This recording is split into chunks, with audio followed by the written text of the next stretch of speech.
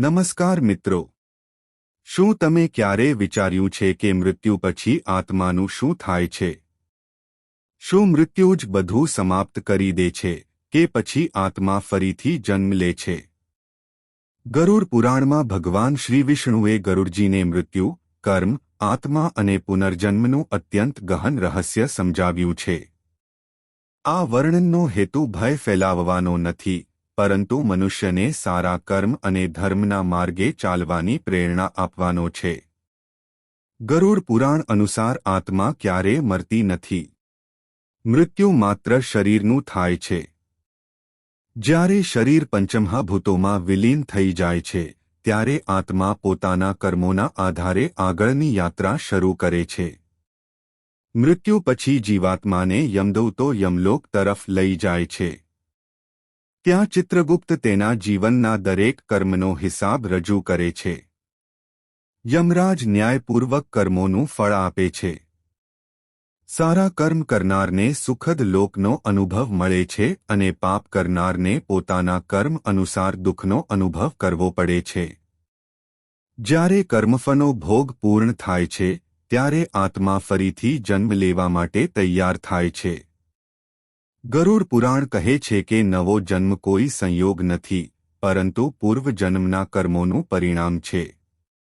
આત્મા પોતાના બાકી રહેલા કર્મો અનુસાર યોગ્ય માતાપિતા અને યોગ્ય ગર્ભ પ્રાપ્ત કરે છે. ગર્ભમાં પ્રવેશ કર્યા પછી જીવ અત્યંત સંકુચિત સ્થિતિમાં રહે છે.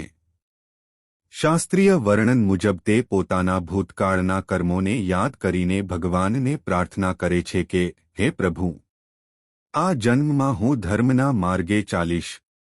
પરંતુ જન્મ સમયે ભગવાનની માયાના પ્રભાવથી જીવ પૂર્વજન્મોની યાદ ગુમાવી દે છે.